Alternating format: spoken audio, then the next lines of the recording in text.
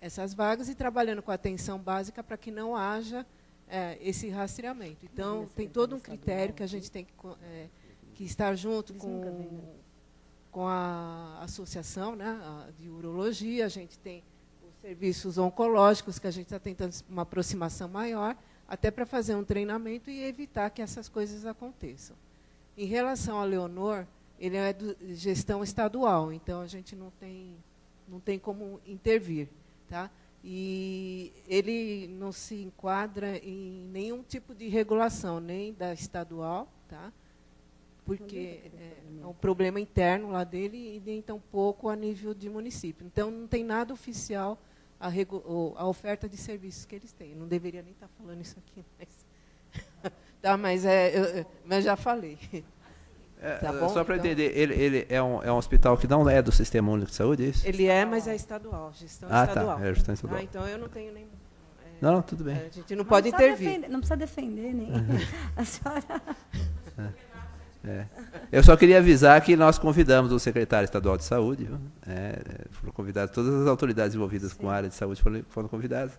E também nós nos surpreendemos, doutora Cida, nós imaginamos que ia ter mais pessoas aqui, mas infelizmente a gente divulgou o edital, nossa assessoria de imprensa passou para os órgãos de imprensa, e nós mandamos ofício para várias entidades, assim como o instituto que o senhor representa. Né? Mas diga lá, doutor Paulo.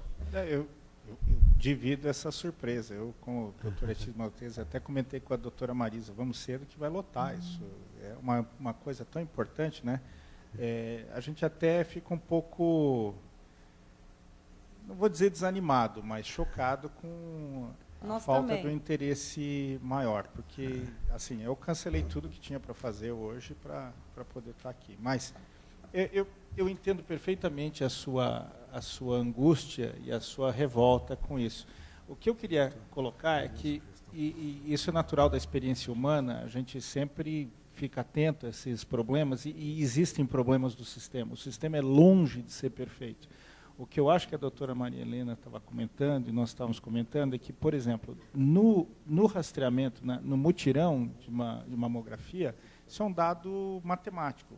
30% das vagas no mutirão não são utilizadas. 1/3 das vagas disponibilizadas para mamografia não são utilizadas. Por outro lado, como oncologista, eu devo dizer à senhora que eu acho que o mutirão não é o melhor modelo, porque você acaba atraindo para o mutirão pessoas altamente motivadas e acaba sendo a mesma pessoa que vem para o mutirão.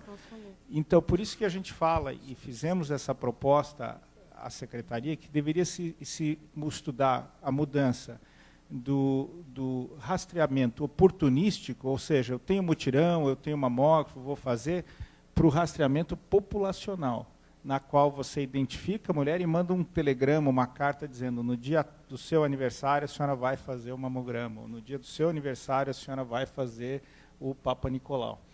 Porque, também concordando com a doutora Maria Helena, a nossa recomendação ao governo estadual foi priorizar em termos de prevenção secundária. Tem a prevenção primária, que é aquela que evita o câncer, esse todo mundo devia fazer. A secundária é aquela prevenção que detecta um câncer inicial ou uma lesão pré-maligna.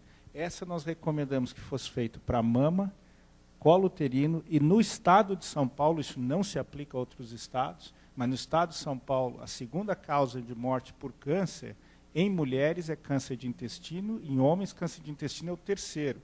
Então nós recomendamos que no estado de São Paulo fosse incorporada o exame de sangue oculto nas fezes anual para pessoas acima de 50 anos. Para a próstata, há uma discussão enorme.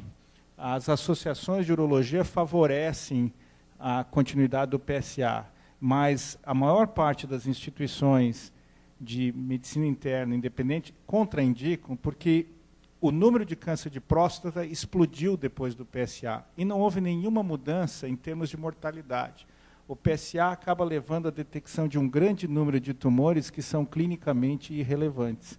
E, na realidade, ao levar a ressecção de próstata em pacientes que não morreriam, não teriam problemas com câncer, nós criamos um grande número de homens com perda da potência e, pior, com incontinência urinária, etc. Então, a discussão é se você faz rastreamento ou não, e, claro, tem que ser discutido pessoa a pessoa, mas em termos populacionais, a recomendação atual é que não há dado suficiente, até que surja um exame melhor que o PSA, que detecte não só o câncer, mas o câncer que vai trazer um problema.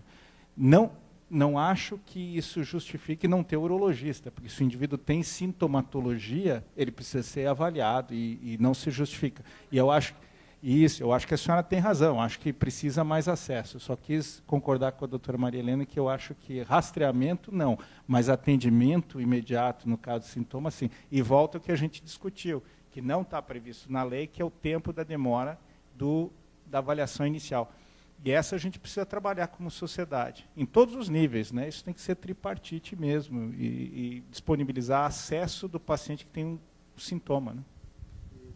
Doutor Paulo, só para entender, que nem, o que tem sido feito, pelo que eu entendi, é esse exame o de sangue, que é o PSA.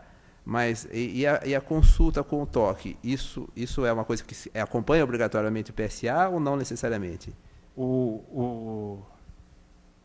As organizações hoje recomendam que sempre que o homem acima de 50 anos for fazer um exame, que se aproveite e se faça o toque, porque o toque não tem custo praticamente nenhum, uma luva de látex e o lubrificante. Então, mas que isso não seja, vamos dizer assim, vendido como um rastreamento ao câncer de próstata. Ele é necessário, faz parte do exame, não tem contraindicação, é barato, deve ser feito, mas não como um programa de rastreamento. Populacional. Claro que isso não se aplica a pessoas que têm histórico familiar, quem tem o pai, o tio que teve câncer de próstata precisa ser avaliado, mas aí é outro caso, né? Isso se aplica para a população em geral. E é possível, por exemplo, você não constatar no PSA, mas constatar no toque? É muito difícil que isso aconteça. É muito difícil. Para não dizer, na medicina a gente diz não diga nem nunca nem sempre, né? Porque existem algumas variantes de câncer de próstata que não apresentam elevação de PSA, são muito raros. O que vem à cabeça é o carcinoma de próstata de pequenas células, ele não apresenta aumento de PSA. Ou tumores que sejam muito indiferenciados, sejam muito agressivos, podem se apresentar sem elevação de PSA, mas a vasta maioria apresenta. O problema é que também tem muitos tumores que não são clinicamente significativos e que são detectados também, né? Então, não é que você não possa fazer o PSA, mas é uma decisão individual que deve ser discutida com o médico do paciente. E aí, claro, alguém poderia fazer a crítica, mas se não tem o médico para discutir, com quem que eu vou resolver o que fazer isso? Aí é outro problema que a gente tem. Mas então, quer dizer, de regra, o PSA seria um diagnóstico confiável, de regra? Ele é talvez confiável, ele é muito sensível. Sim. Muito sensível. Certo. Eu tenho uma pergunta para o doutor Tiago. Só um minutinho, doutora Cides. Ela tem uma pergunta. Ela tinha falado antes, daí o senhor está com a palavra. Só um minuto, pode falar. Para o doutor Tiago. Eu fiquei curiosa em saber assim, o senhor falou que realiza pesquisa com pacientes desde o início do tratamento do câncer. Qual que é a amplitude dessa pesquisa? Quantos pacientes são? E qual é o grau de satisfação em face da nova lei? Na verdade, é um programa nacional de atendimento ao paciente com câncer. Não só pacientes, mas também familiares, que muitas vezes o paciente não quer ir atrás de informações, não quer apoio, então muitas vezes o familiar também acaba nos procurando. Esse serviço ele tem duas vertentes principais. Primeiro é a orientação sobre direitos dos pacientes, e aí quando a gente fala em direitos, são benefícios em geral, saque do FGTS, isenção de impostos, enfim, questão de acesso a tratamentos.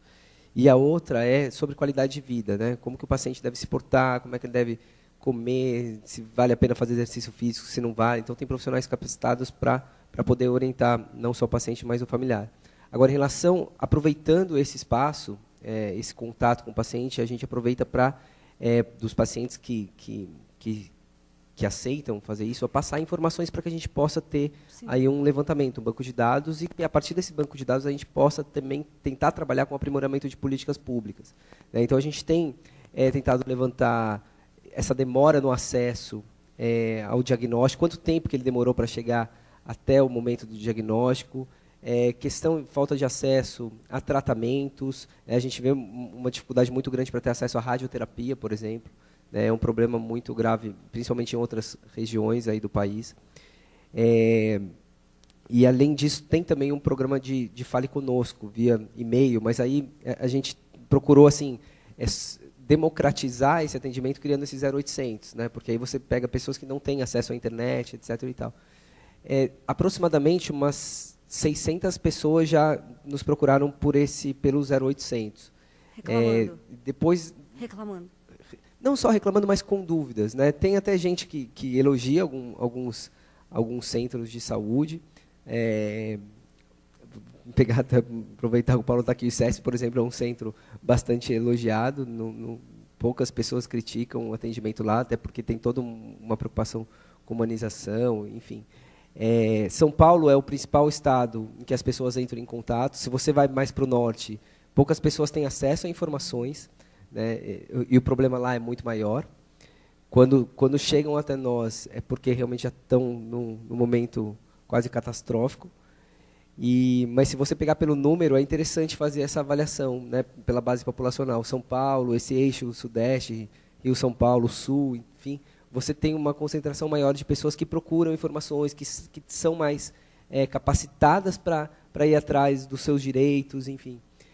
Mas depois a gente pode trocar contato, porque eu acho que seria interessante, de repente, até informações que sejam boas para vocês, a gente pode incluir na nossa base de dados. Não, e eu quero também as suas informações, porque tem que ter uma coerência. O que os hospitais falam e o que os pacientes sentem. Claro. Então, eu quero saber dessa coerência. E só um detalhe, assim, uma preocupação que a gente tem muito grande é não alimentar a judicialização. O Oncoguia não entra com ações judiciais, é só orientação, mas a gente tem toda uma política, até baseada num estudo que foi feito por promotores, juízes, representantes da Advocacia Geral da União. Eles fizeram um estudo muito interessante, não sei se vocês tiveram acesso, mas foi um artigo acadêmico que eles publicaram, tentando demonstrar assim, qual tem que ser a postura do advogado, qual tem que ser a postura do juiz.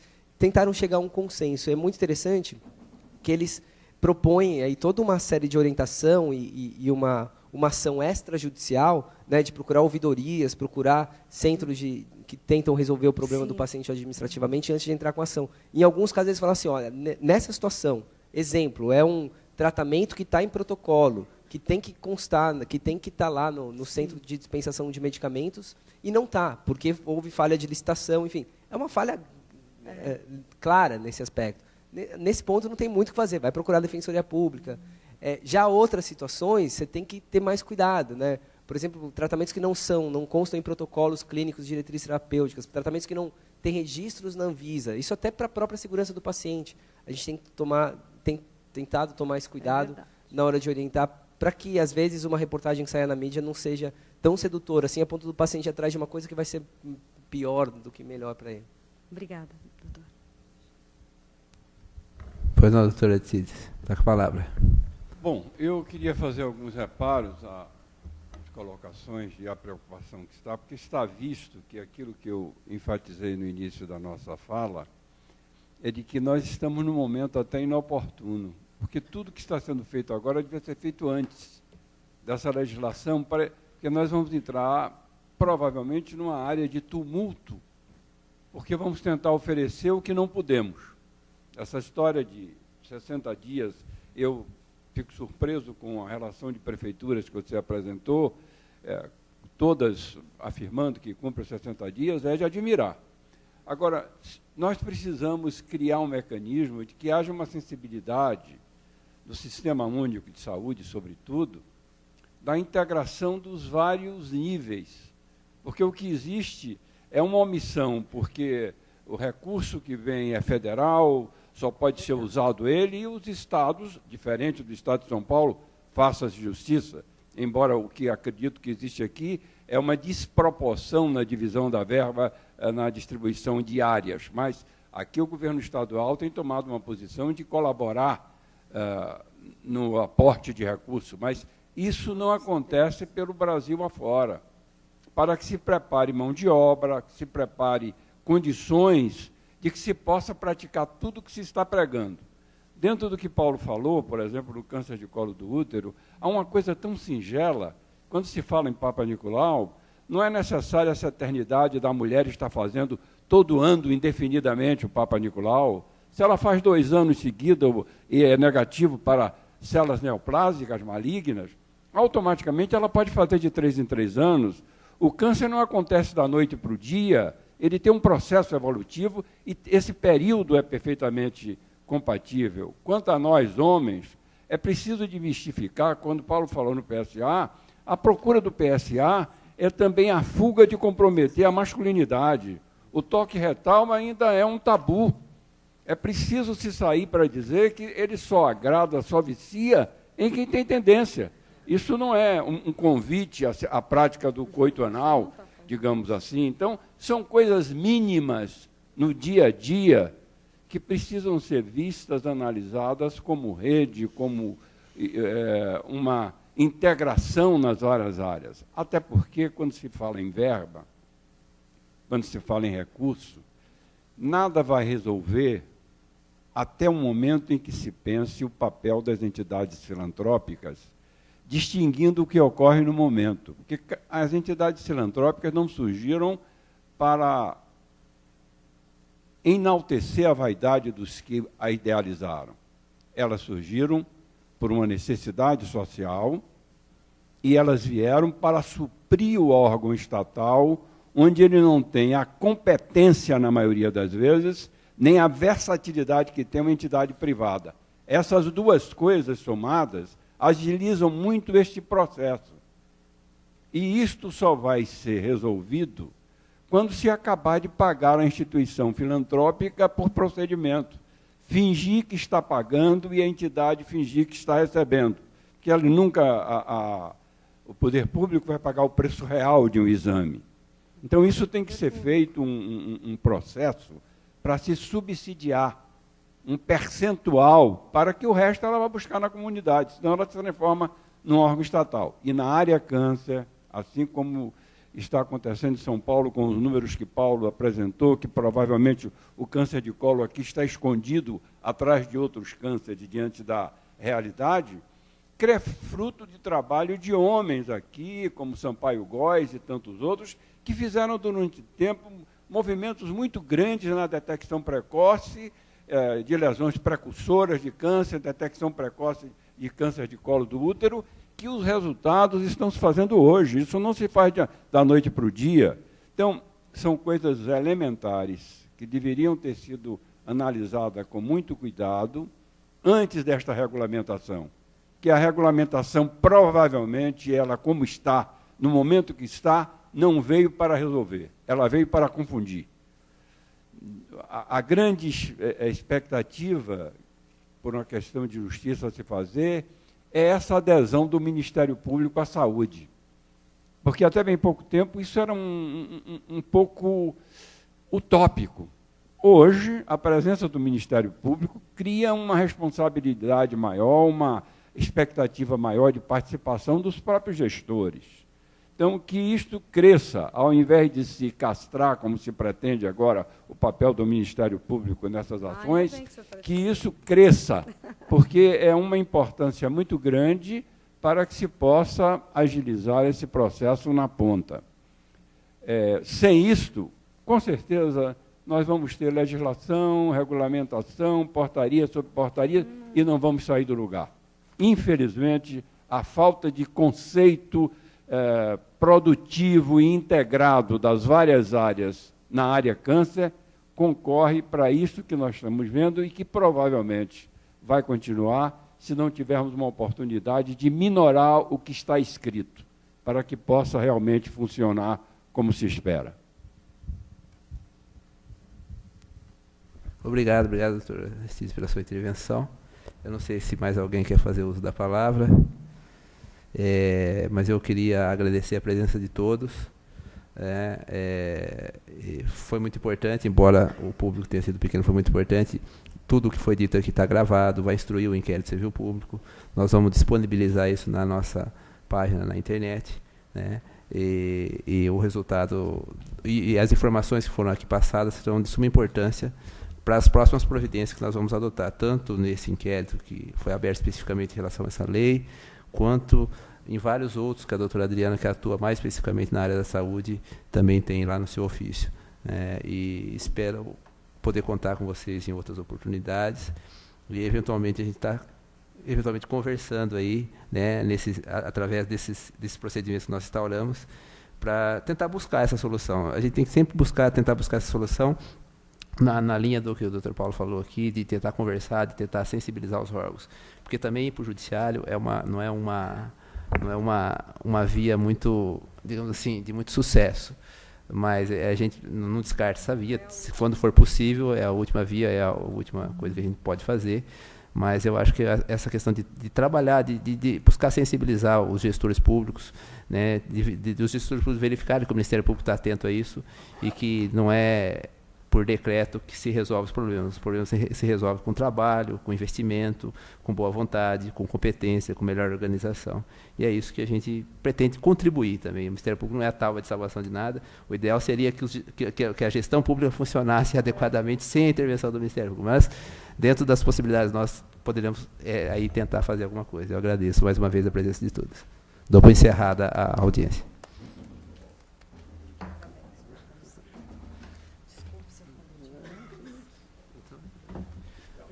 Deixa eu descer aí para entrar.